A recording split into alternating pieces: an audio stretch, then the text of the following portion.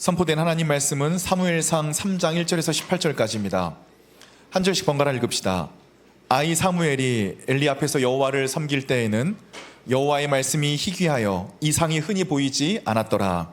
엘리의 눈이 점점 어두워가서 잘 보지 못하는 그때에 그가 자기 처소에 누웠고 하나님의 등불은 아직 꺼지지 아니하였으며 사무엘은 하나님의 궤에 있는 여호와의 전 안에 누웠더니 여호와께서 사무엘을 부르시는지라 그게 대답하되 내가 여기 있나이다 하고 엘리에게로 달려가서 이르되 당신이 나를 부르셨기로 내가 여기 있나이다 하니 그가 이르되 나는 부르지 아니하였으니 다시 누우라 하는지라 그가 가서 누웠더니 여호와께서 다시 사무엘을 부르시는지라 사무엘이 일어나 엘리에게로 가서 이르되 당신이 나를 부르셨기로 내가 여기 있나이다 하니 그가 대답하되 내 아들아 내가 부르지 아니하였으니 다시 누우라 하니라. 사무엘이 아직 여호와를 알지 못하고 여호와의 말씀도 아직 그에게 나타나지 아니한 때라. 세 번째 사무엘을 부르시는지라 그가 일어나 엘리에게로 가서 이르되 당신이 나를 부르셨기로 내가 여기 있나이다 하니 엘리가 여호와께서 이 아이를 부르신 줄을 깨닫고 엘리가 사무엘에게 이르되 가서 누웠다가 그가 너를 부르시거든 내가 말하기를 여호와여 말씀하옵소서 주의 종이 듣겠나이다 하라 하니 이에 사무엘이 가서 자기 처소에 누우니라.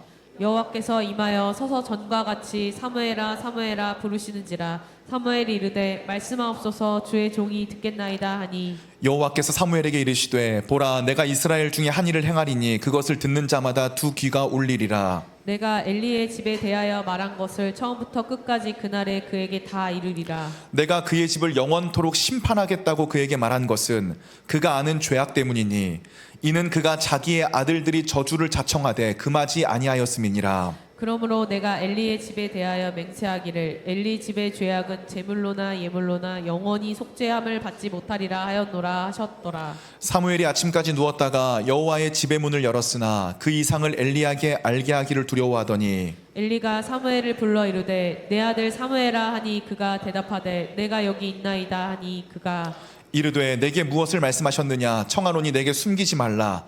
내게 말씀하신 모든 것을 하나라도 숨기면 하나님이 내게 벌을 내리시고 또 내리시기를 원하노라 하는지라. 사무엘이 그것을 그에게 자세히 말하고 조금도 숨기지 아니하니 그가 이르되 이는 여호와이시니 선하신 대로 하실 것이니라 하니라. 아멘. 성경에서 나오는 대표적인 타락한 제사장, 타락한 사사 누구죠? 엘리입니다. 오늘 본문 말씀은 타락한 선지자, 타락한 사사였던 엘리와 엘리의 뒤를 이어서 하나님의 새로운 일을 하게 되는 마지막 사사이자 위대한 선지자 사무엘의 이야기를 연달아 다루며 비교하고 있습니다. 이 엘리에 대해서 어렸을 때부터 주일학교 때부터 많이 들어왔습니다. 너무나 익숙한 사람이었습니다. 그리고 제가 최근까지도 이 엘리에 대해서 생각을 할 때 어떻게 사람이 이렇게까지 타락할 수 있나? 이런 생각들을 많이 했었습니다. 그런데 오늘 본문을 통해서 엘리에 대해서 묵상해 볼 때요. 야, 이 엘리가 다른 사람이 아니구나. 내가 바로 이 엘리구나. 이런 것들을 제가 너무 많이 깨닫게 됐습니다. 청년부 목회자로 있다 보니까요, 제 부족함, 제가 하나님 앞에 서 있지 못하고 알면서도 하지 못하는 부분이 곳곳에 얼마나 많이 있는지 모르겠습니다. 지난주에 제가 한신대에 조금 일찍 도착하고 예준 팀원들이 조금 정시에 왔는데 제가 좀 먼저 도착해가지고 여러분들 보시는 주보를 스테이플러를 찍었어요. 한 몇 년 만에 주보 스테이플러를 제가 찍은 것 같습니다. 지금까지 예준팀이 얼마나 많이 고생을 해줬어요. 근데 저 바깥이요 여러분 생각보다 너무 추운 거예요. 그래서 스테이플러를 찍는데 이게 스테이플러를 찍는 것도 손이 조금씩 얼기 시작하니까 쉽지가 않더라고요. 그래서 그 스테이플러를 찍으면서 제가 그런 생각을 했어요. 예준팀이 이렇게 오랫동안 밖에서 고생을 해줬는데 내가 목회자로서 그 마음을 미처 헤아리지를 못했구나. 새가족팀에서 조그만 난로를 챙겨서 갖고 다니는데요, 그냥 잘하고 있구나 싶었어요. 근데 지난주에 한번 스테이플러 찍다 보니까요, 야, 이 추운 데서 이 친구들이 1시간 반을 버티면서 오시는 분들 맞아주고 주보 나눠주고 이렇게 하는구나, 이런 생각들을 해보게 됐습니다. 그러니까 제 마음에 어떤 감각이 없는 거예요. 그냥 이런 생각이 있는 거예요. 야, 나도 옛날에 그 스테이플러 한 3년 찍지 않았냐. 니네도 다 찍는 거지. 그게 다 과정인 거지. 그냥 이런 아주 평범한 생각을 가지고 있는 거예요.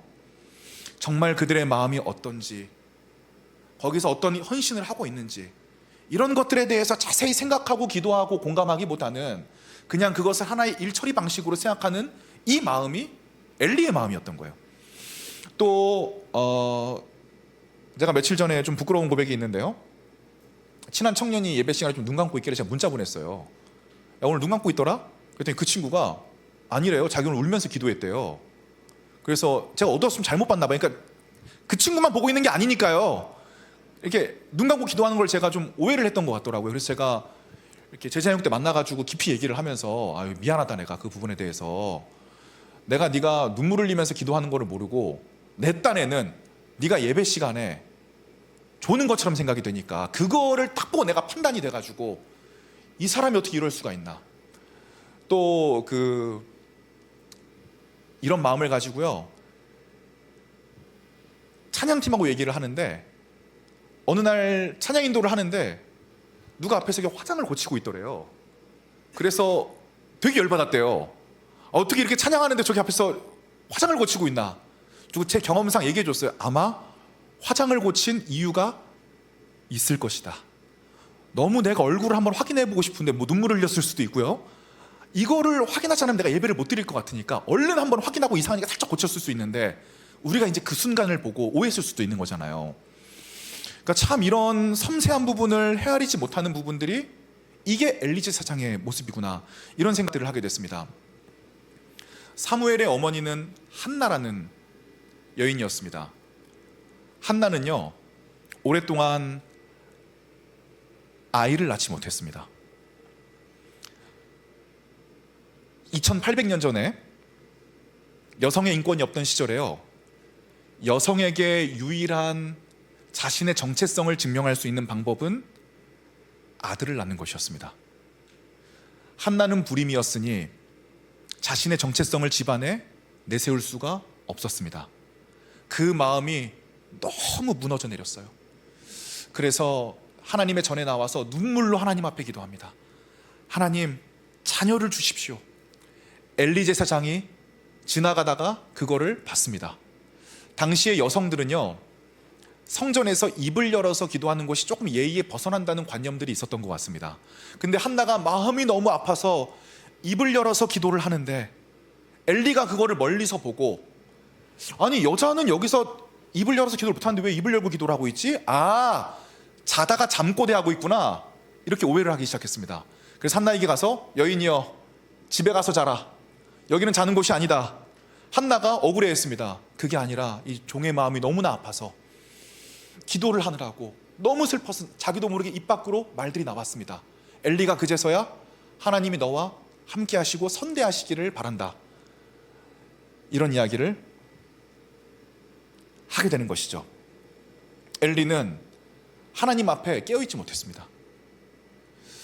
이 제사장과 선지자마저 하나님 앞에 깨어있지 못한 이 마음이 불임이어서 아이를 낳지 못하는 한나의 마음과 똑같았습니다. 성경에서는요, 시대가 너무 어두울 때 종종 불임 여성이 등장하곤 합니다. 이 불임 여성을 통해서 하나님께서 자신의 마음을 표현해 주시는 것입니다. 이 시대에는 이 불임 여성이 아이를 낳지 못해 자기를 증명하지 못하는 것처럼 내 마음을 알아줄 내 아이가 한 명도 없다. 여러분, 시대가 어떻든 간에 저와 여러분들이 하나님의 마음을 알아드리기를 축복을 합니다. 축복을 드립니다. 하나님과 정말 친밀한 친구가 되어서 그분의 마음을 정말 이해할 수 있는 하나님의 자녀들, 하나님의 종들, 하나님의 친구들이 우리 공동체에서 많이 나오기를 주님의 이름으로 축복을 드립니다. 좀 아멘으로 화답해 주십시오. 축복을 드립니다. 감사해요.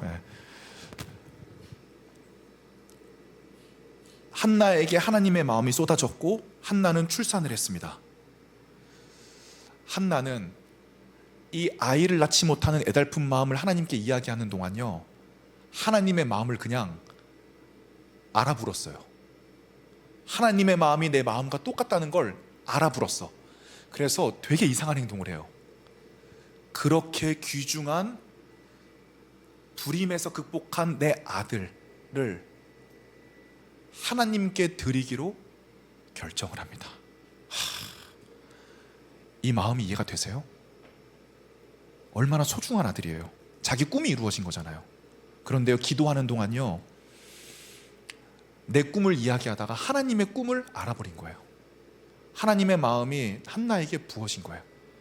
그 아들을 하나님께 드리기로 결정했어요. 그 아들의 이름이 뭘까요? 사무엘이었습니다. 엘리의 두 번째 부정도 보겠습니다.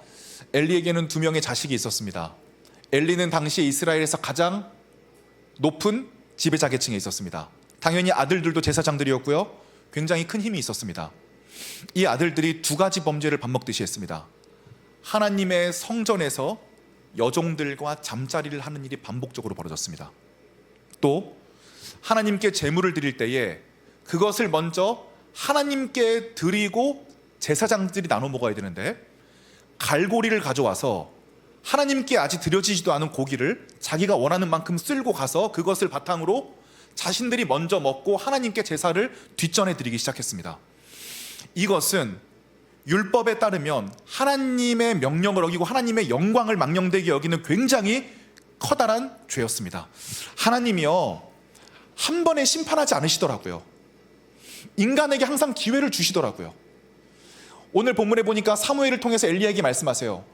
엘리야, 너의 집안이 이제 죄가 커져서 회복할 수 없을 지경에 이르렀다. 너 이러다 죽게 된다. 하나님의 본심은 뭐예요? 멸망시키겠다는 거예요? 회개하라는 거예요? 회개하라. 하지만 엘리는 그냥 이렇게 얘기합니다. 그게 하나님의 뜻이면 그냥 그렇게 될 것이야.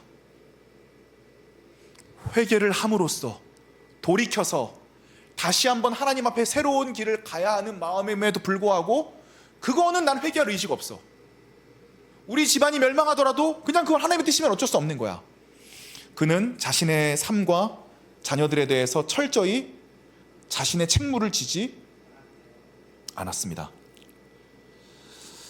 이러한 죄의 상황에 국가가 어려운 상황에서 이제 하나님의 꿈이 사무엘에게 부어집니다. 1절 말씀을 보십시오. 읽어드리겠습니다. 아이 사무엘이 엘리 앞에서 여호와를 섬길 때에는 여호와의 말씀이 희귀하여 이상이 흔히 보이지 않았더라. 아이의 동그라미 쳐주세요.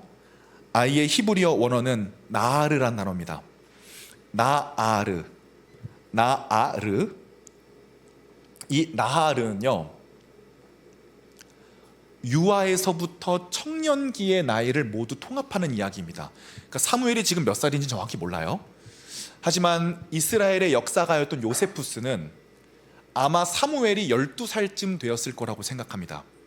왜냐하면 사무엘은 선지자와 제사장으로 들여진 아이이기 때문에 이 아이들이 12살부터 인턴십을 시작하기 때문에 그렇습니다. 제사장 인턴십을 12살부터 시작하는 거예요. 자, 때가 되었을 때에 하나님께서 사무엘을 부르십니다. 원어를 조금만 더 보겠습니다. 뒤에 보시면 여호와의 말씀이 희귀하여 이상이 흔히 보이지 않았더라의 밑줄을 쳐주시고요. 여호와의 말씀에 관심 있는 사람도 그것을 받아들일 선지자도 없었습니다. 이것을 이상이 흔히 보이지 않았더라. 이상 히브리어로 2글자로 뭐예요? 이러고 뭐 가져온 게 없나? 네. 제가 쓰던 립밤이라도 어떻게 해줘. 네. 2글자 따라해 보겠습니다. 하존이 뭐였어요? 내 꿈과 이상이 아니라 사람에게 신적으로 부어지는 하나님의 계시는 뭐였어요? 유한한 인간에게 무한한 하나님이 자신을 드러내심.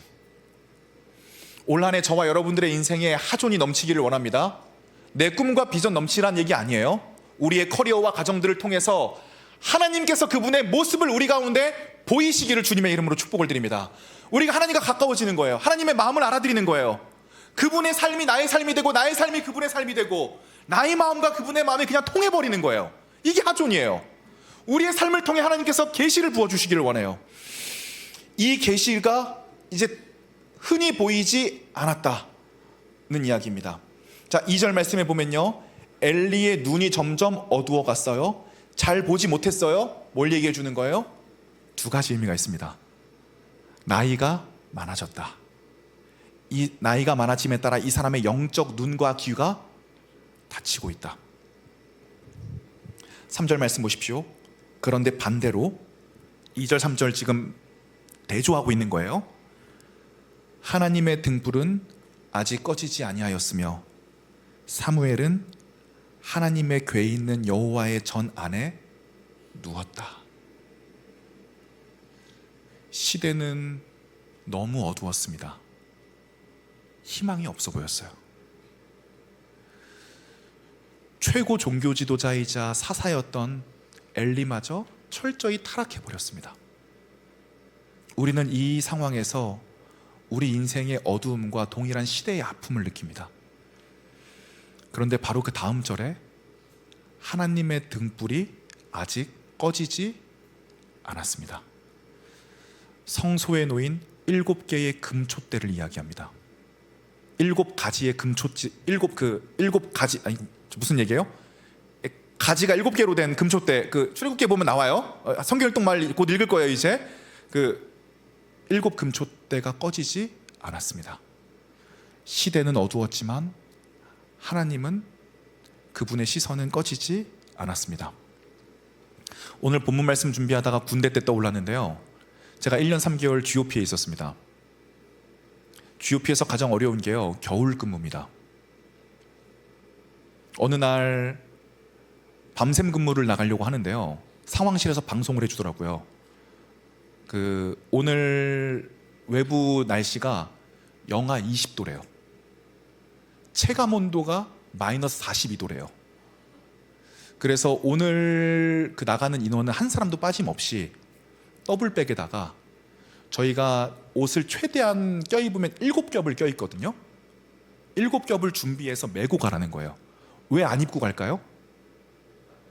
1km 정도 산을 올라야 되는데 저희가 그 GOP 그 계단이 이런 우리가 아는 이런 계단이 아니라 계단 하나가 한 이만해요.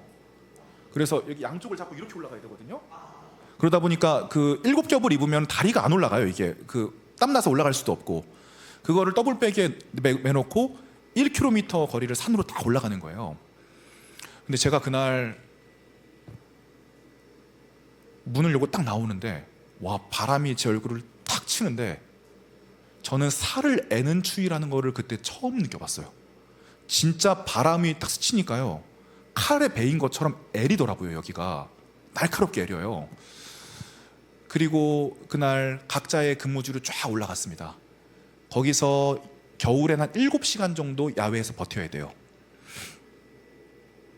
제일 힘든 게요, 얼굴하고 발바닥이에요. 발가락이에요. 발은 아무리 보온 양말 같은 걸 신어도 보호가 안 되고요. 얼굴은 안면 마스크를 써도요, 안면 마스크 쓰는데 숨 내잖아요. 이것 때문에 얘가 습기가 차서 이거 얼어버려요. 그러니까 이게 너무 괴로운데, 그래도 해 뜨기 전까지는 괜찮아요. 해 뜨기 30분 전에 제가 비에멘틴가 이에멘틴가 지금 20년이 넘어가지고 단원 잊어버렸어요.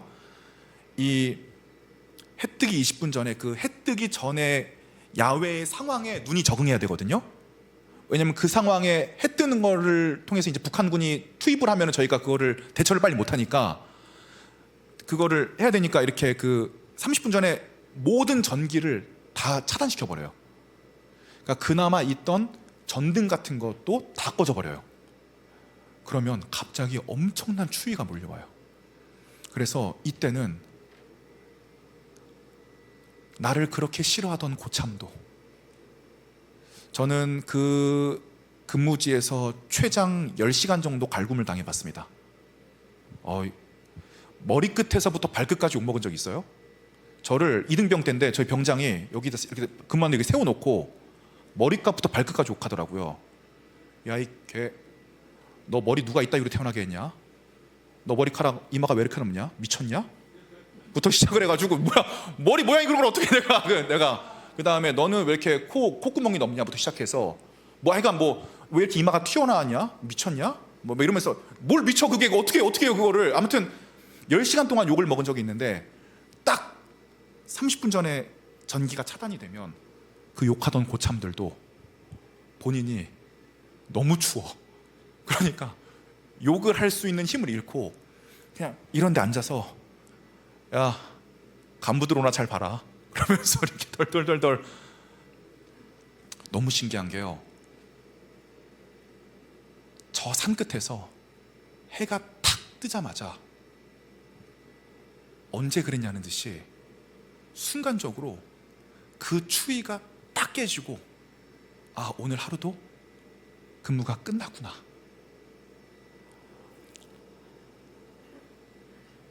해가 질 수도 있고 해가 뜰 수도 있어요. 해가 구름에 가려서 오랫동안 우중충할 수도 있어요. 우리가 볼 때는 그래요. 그런데요, 하나님께서는 지금도 정밀하게 해와 달을 움직이고 계시고요, 하나님께서 우주를 하나님의 뜻대로 다스리고 있으세요. 하나님의 등불은 꺼지지 않았습니다. 저와 여러분들의 인생의 등불이 꺼졌다고 느낄 수 있습니다. 하지만 오늘 본문을 통해서 이거 한 가지를 기억했으면 좋겠습니다. 저와 여러분들의 등불은 꺼졌을 수 있습니다. 국가는 어려워 보일 수 있습니다. 상황이 심각하다고 느낄 수 있습니다. 여기까지다. 이제는 일어나지 못한다. 하나님, 나는 지금까지 최선의 노력을 했는데 진짜 이제 제 인생은 여기까지인가 봅니다. 우리의 인생에는 그런 단발마의 비명을 지를 때도 있습니다. 하나님, 너무 어둡습니다. 너무 춥습니다. 모든 전기가 다 끊어지고 모든 불이 꺼졌습니다. 제 인생은 여기까지입니다. 그런데 오늘 본문에서는 이야기합니다. 하나님의 등불은 아직 꺼지지 아니하였다. 그리고 새로운 인물들이 등장하기 시작합니다. 누굽니까? 사무엘입니다. 이 시대의 어둠을 뚫고 이제 마지막 사사, 이스라엘을 왕정 시대로 올려놓고 자신의 인생의 마지막까지 변질되지 않기 위해 노력했던 성경의 위대한 스승인 사사 사무엘이 이 어두움을 뚫고 태어나게 되는 것입니다. 저는 오늘 본문을 통해서 저와 여러분들에게 이야기하고 싶습니다. 우리의 인생은 밤이 있을 수 있고 낮이 있을 수 있습니다. 그것은 당연한 것입니다. 전도서에서는 이렇게 기록합니다. 하나님께서는 때에 따라 모든 것을 아름답게 만들어 놓으셨다. 또 전도서 7장에서는 이렇게도 이야기합니다. 어려울 때는 생각하고 기쁠 때는 즐거워하여라. 하나님께서는 우리의 인생에 어려움과 즐거움을 함께 만들어 놓으셨습니다. 제가 어제 제 고등학교 은사님을 좀 뵙고 왔어요. 고등학교 때 교회 선생님이었는데요, 그 교회 선생님이 저를 이제 고등부 3년 동안 맡아주셨거든요. 저에 대한 열정이 그 아이들에 대한 열정이 장난이 아니셨어요.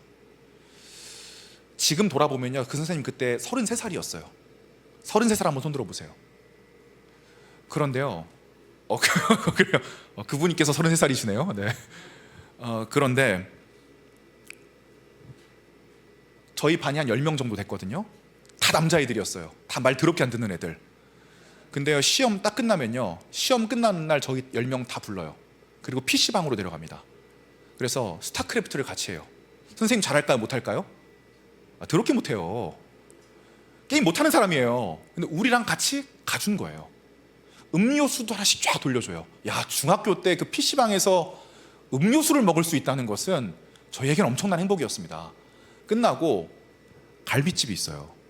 그 갈비집에 고등학생들 10명 남자들 데려가서요, 갈비 쫙 먹여요.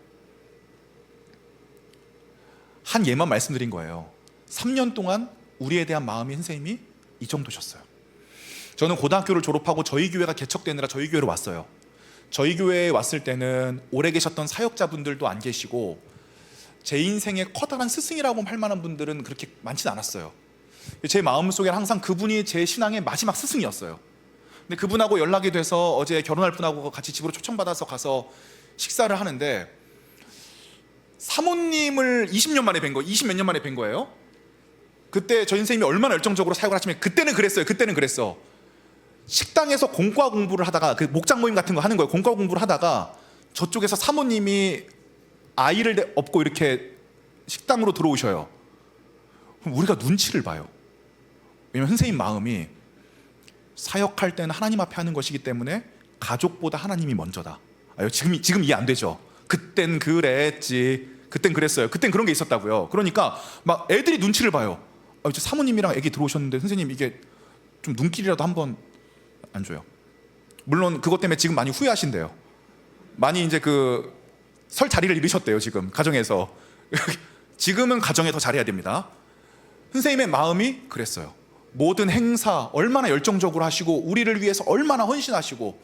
그래서 제가 20년 만에 사모님을 뵀는데요. 그 사모님이 얼굴은 그대로인데 연세가 너무 많이 드셔 있는 거예요. 그 메고 들어왔던 애가요, 지금 병장이래요. 휴가를 나와서 인사를 하더라고요. 제가 웬만하면 20살 나오면 처음에 존칭 쓰거든요. 근데 걔한테 야 민성아, 야 너 거치동 텐데 어떻게 이렇게 크냐. 걔는 황당했겠죠. 이 사람 뭔데 나한테 반말 쓰고.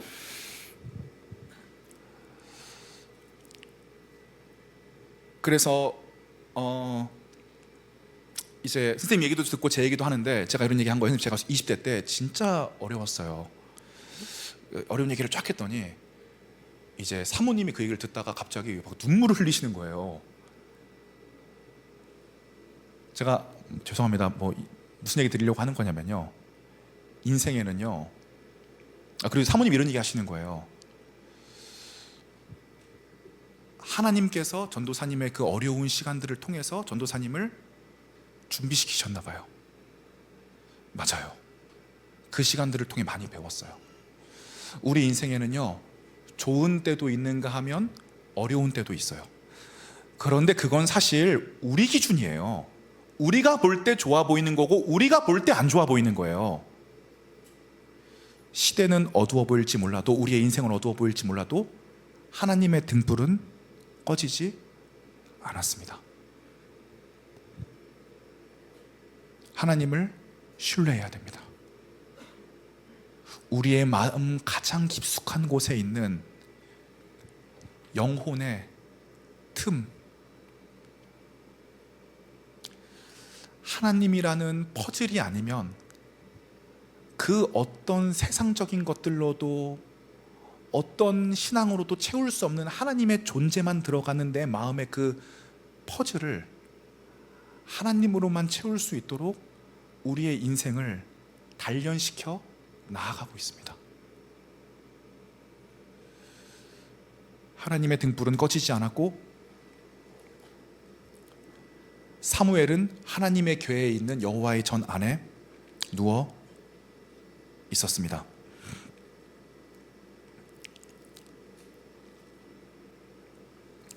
그러면 마지막으로 저와 여러분들이 영적 사무엘로 나아가기 위한 실천사항 짧게 3가지 정도만 마무리드리고 말씀드리고 마무리하도록 하겠습니다. 첫 번째, 하나님은 사무엘에게 사명을 주셨던 것처럼 우리 한 사람 한 사람에게도 각자에게 사명을 주신다는 것입니다. 사명에는 무엇이 있을까요? 저와 여러분들의 어린 시절과 결핍을 한번 생각해 보셨으면 좋겠습니다. 우리의 어린 시절의 결핍을 통해서 우리가 방황하고 고뇌했던 마음들이 있을 것입니다. 어쩌면 그 마음이 사명일 수 있겠다는 생각이 듭니다. 하나님께서는 그 마음을 아는 저와 여러분들을 하나님의 장소로 보내셔서요, 저와 여러분들을 위해 똑같이 고통하고 있는 사람에게 위로를 전달하실 것입니다. 그를 위해서요, 2번째로 이어지는데요, 깨어 듣는 자세가 필요합니다. 하나님께서는 사무엘을 3번이나 부르셨습니다. 사무엘아, 사무엘아. 사무엘은 하나님을 인격적으로 만난 적이 아직 없었습니다. 자기의 스승인 엘리 선지자가 부르는 줄 알았습니다. 하지만 엘리는 사무엘에게 밝히 가르쳐 줍니다. 하나님께 이렇게 얘기해 보겠니? 주님, 말씀하십시오. 제가 듣겠습니다. 국가의 어려운 상황을 통해서 저와 여러분들에게 하나님이 하시는 말씀이 무엇인지 듣고 계십니까? 시대의 아픔을 통해서 하나님께서 저와 여러분들에게 하시는 말씀을 듣고 계세요? 우리 가정의 어려움을 통해서 하나님께서 우리에게 주시고자 하는 그 부르시는 소리를 듣고 계신가요? 우리 인생이 벽을 만났을 때, 어려움을 겪을 때, 아무것도 할 수 없을 것 같을 때, 이 실패를 통해서 우리를 부르시는 하나님의 음성에 귀 기울이고 계신가요? 하나님께서는 우리의 어려운 시간들을 통해서 우리의 능력을 의지하는 것이 아닌 하나님의 능력을 의지할 것을 우리에게 말씀하고 계십니다. 여러분, 20, 30대 때 능력 필히 키우셔야 됩니다. 꼭 열심히 하셨으면 좋겠어요. 그리고 정말 열심히 하셔서 어두움과 직면하는 실패의 시간도 꼭 가지시기를 제가 매번 부탁을 드립니다. 우리의 능력으로는 하나님의 일을 절대로 할 수 없다 라고 하는 하나님 앞에의 겸손함, 이것이 어두움의 시절을 겪을 때 하나님께서 우리에게 주시는 굉장히 중요한 마음이 아니겠습니까? 즉 사무엘이 그렇듯이 들은 말씀에는 하나님의 말씀에 순종하는 결단이 필요합니다. 우리 자신의 편안함, 세상적 가치, 나의 생각이 아니라 하나님의 말씀을 내가 듣기를 원합니다라고 하는, 주님 말씀하십시오, 제가 듣겠습니다. 하나님께서 오늘 저와 여러분들에게 말씀을 통해서 무엇라고 말씀하고 계십니까? 우리 각자가 직면한 여러 가지 어려운 상황 가운데 하나님께서 하시는 말씀이 무엇입니까? 우리는 거기에 귀를 열어야 됩니다. 주님 말씀하십시오, 종이 듣겠습니다. 세 번째로요, 사무엘은 어리지만 하나님의 부르심을 받아 선지자와 사사로서 성장에 나아갔습니다. 저와 여러분들이 성장의 도우심으로 매일 성장에 나아가시기를 주님의 이름으로 축복을 드립니다.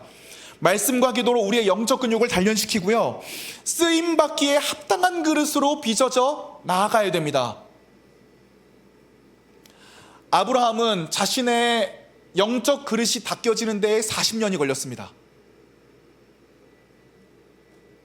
야곱은 20년이 걸렸고요. 에스더에게 하나님의 말씀이 부어졌을 때는 에스더가 삼촌 모르드게와 이스라엘 백성들에게 금식 기도를 부탁합니다. 그리고 정치적 소명을 가지고 왕에게 나아갑니다. 나를 위해 기도해 주십시오. 나는 왕에게 나아가서 죽으면 죽겠습니다. 느헤미야에게 이스라엘 백성들이 고통한다는 소식이 들려 퍼졌습니다. 느헤미야의 마음에 하나님의 계시가 부어졌습니다. 슬펐습니다. 먼저 나라를 위해서 금식해서 울기 시작했습니다. 하나님, 나라를 어떻게 해야 됩니까? 하나님의 때가 되었을 때 황제가 느헤미야에게 물었습니다. 야, 너 왜 이렇게 요즘 말랐어? 그때 느헤미야가 자신의 진심을 이야기합니다. 황제시여, 사실 제 동족이 고통받고 있다는 소문을 듣고 제가 지난 며칠 동안 밥을 못 먹고 잠을 못 이루면서 금식하여 기도했습니다. 왕에게 하나님의 마음이 부어졌습니다. 아씨, 야, 그런 일이 있었어? 미안하다, 내가 몰랐네. 오케이, 내가 허락해 줄게. 네가 이스라엘 총독으로 가라. 심지어 돌을 지원해주고 나무도 지원해주고 사람도 지원해줄게. 가서 네가 받은 기도의 내용을 한번 펼쳐보아라. 하나님께 쓰임받은 사람은요, 하나님께 부르심을 받는 순간까지 끊임없이 노력해오고 하나님 앞에 서기 위해서 자신의 영적 근육을 단련한 사람들이었습니다. 그 사람들이 국민에게 말씀을 전하고 이스라엘 공동체를 바른 길로 인도하며 자신의 삶을 올바로 살아가기 위해 날마다 교회와 가정, 세상 속에서 섬김의 자세로 살아가면서 세상을 변화시켰다는 것을 우리가 알게 됩니다. 결론을 맺겠습니다. 누구는 엘리고 누구는 사무엘인가? 그런 것이 아닙니다. 오늘 본문이 저희에게 주는 교훈은 한 가지입니다. 우리가 모두 영적 엘리이자 영적 사무엘입니다. 우리 안에는 영적 엘리의 부패한 마음이 있습니다. 또 우리 안에는 영적 사무엘과 같이 하나님께서 쓰시기에 좋은 많은 성품들도 가지고 있습니다. 오늘 우리가 한번 고민해 보았으면 좋겠습니다. 내가 영적 엘리처럼 타락하여 하나님 앞에 제대로 서 있지 못하는 부분은 무엇인가? 영적 사무엘처럼 꿈을 꿔봤으면 좋겠습니다. 하나님께서 오늘 나를 무엇으로 부르시는가?